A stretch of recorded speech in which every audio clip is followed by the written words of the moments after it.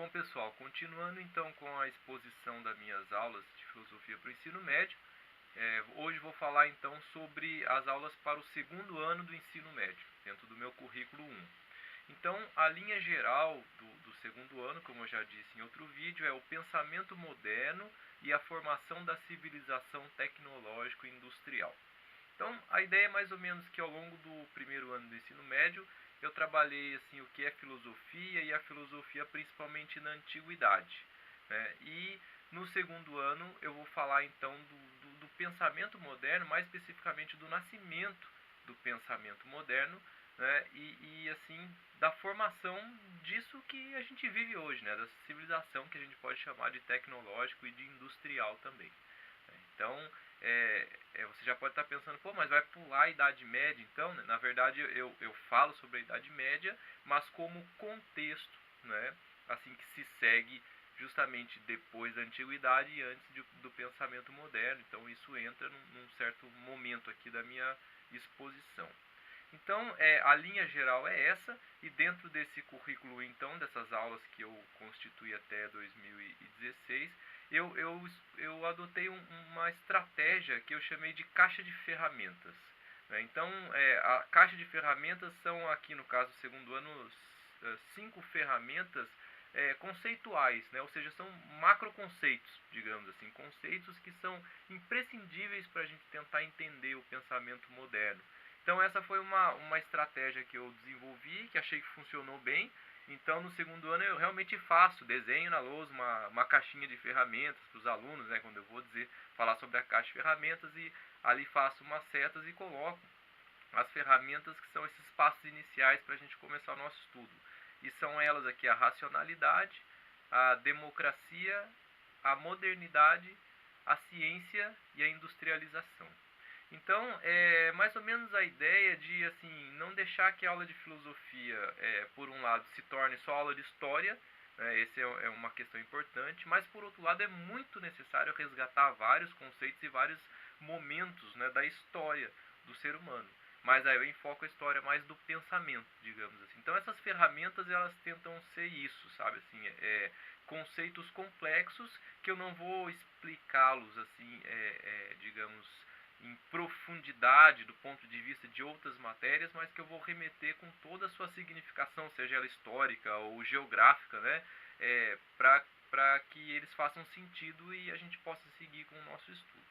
Então eu começo com essa caixa de ferramentas. Aí no primeiro bimestre eu pego essa ferramenta racionalidade, que é uma maneira de fazer uma revisãozinha do conteúdo do primeiro ano do ensino médio, porque eu vou entrar na ideia do que nós herdamos da filosofia grega, né, que é o pensamento racional. Então dou uma breve retomada dos filósofos gregos, né. Eu costumava ler um texto da Marilena Chauí no livro dela, que é o Legado da Filosofia Grega para o Ocidente Europeu, né. Então vou trabalhando, desenvolvendo essa parte aí, né, e vou falando sobre a racionalidade.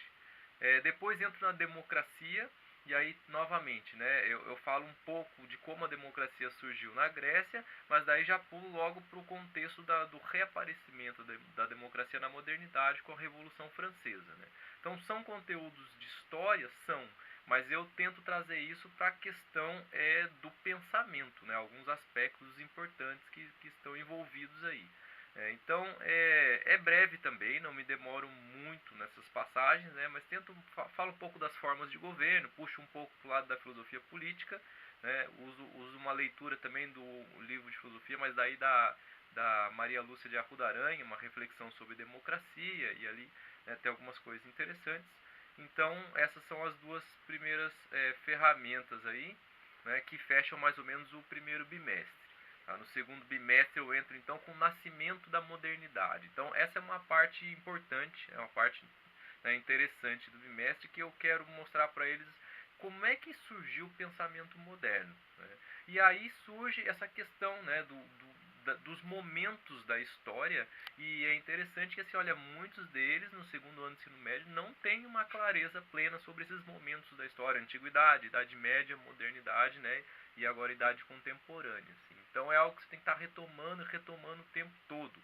Então no início do segundo bimestre eu faço começo a falar então sobre Idade Média, né, e faço um quadro com alguns conceitos assim para comparar a Idade Média e modernidade, conceitos como política, sociedade, religião, economia, filosofia. Então esse é um momento interessante porque eu retomo assim o conteúdo de várias outras disciplinas, mas de maneira rápida e também bastante dinâmica, bastante aplicada. Assim. Funciona legal, os alunos se interessam por isso. Eu costumo fazer um quadro com esses tópicos e faço uma espécie de quiz, assim, né? Eu peço para eles escolherem o tema, né? Assim, religião, economia, filosofia, já escrevo todos lá. E aí, conforme eles escolhem, né, eu vou dizendo como é que é na Idade Média e como é que é na modernidade. Isso dá uma aula, dá duas aulas, assim, dá um encontro bem interessante, assim. E após essa ligação, então, que eu coloco esse tema Idade Média, né, e final de Idade Média, eu entro com um filme que é O Nome da Rosa. Né? Então, o filme O Nome da Rosa, inspirado aí no romance do Humberto Eco, é um filme que eu acho bastante interessante, assim, embora seja bem antigo, né? E os alunos se interessam razoavelmente, assim. O filme é um pouco forte, tem umas cenas pesadas, mas também ali é uma outra parte, eles também não são crianças mais. E a ideia de trabalhar o filme O Nome da Rosa é mostrar assim, os elementos já de decadência da Idade Média. Né? Então essa é uma parte importante aí para eu entrar com essa ideia de passagem para a modernidade. Então, com a ideia da passagem para a modernidade, eu elenquei ali três ou quatro elementos importantes, que é a inversão copernicana, depois a reforma protestante, a revolução científica, e lógico, cada um desses vão ser desenvolvidos com uma matéria, com alguns conteúdos com leituras e pequenos vídeos, né? E depois a revolução industrial também. Então, com isso, eu faço esse tema aí da passagem para a modernidade e fecho mais ou menos o segundo bimestre. Aí, no terceiro bimestre, eu estou em condições de entrar com a filosofia moderna, especificamente. Aí vou falar do Descartes, né, realismo cartesiano, depois vou entrar com os empiristas ingleses. Essa parte minha ficou mais focada em teoria do conhecimento, essa parte do ensino. Então, vou abordar principalmente a questão do conhecimento, né, assim, o inatismo de Descartes, depois o empirismo, né, dos britânicos. Coisa interessante no terceiro bimestre que eu faço uma aula prática que eu desenvolvi para fazer a distinção entre sensações, percepções e ideias. É uma aula bem legal. Agora não tem como descrever ela inteira aqui, teria que fazer um vídeo só para isso. Mas basicamente eu trago vários elementos de casa, uma flor, umas frutas, e ponho eles todos em círculos e vou mostrando os elementos e pedindo para eles que, quem sabe, não fale o que é. Né? Então eu trago alguns elementos que algumas pessoas, alguns alunos possam não conhecer, tipo um pau de canela, por exemplo. Né? Alguns conhecem, outros não. Então só de ver alguns sabem o que é. Outros veem e não fazem ideia do que é, mas daí quando sente o cheiro sabe o que é. Então nós vamos acrescentando sensações, né? É uma aula bem legal, uma aula que ficou inclusive famosa na escola, assim, né? Porque eu gosto de fazer no pátio, chama muita atenção, todo mundo vê e todo ano eu faço. Assim. Então é uma parte bem legal. Aí no quarto bimestre eu entro então pela filosofia do século XVIII, falando um pouco do Kant, da teoria do conhecimento. Tem um vídeo que eu gosto bastante também do Severino, que é sobre educação, Kant e educação, mas eu uso esse vídeo só a parte que ele fala de teoria do conhecimento, então dá uns 10 minutos de vídeo, ajuda bastante também. Né? E depois de falar teoria do conhecimento em Kant, fala um pouco da filosofia moral de Kant também, o agir por dever, etc. Há bons materiais nisso nos livros didáticos, né, de filosofia, seja qual for o autor. Então, no quarto bimestre falo do Kant e meio que encerro com a filosofia no século XIX.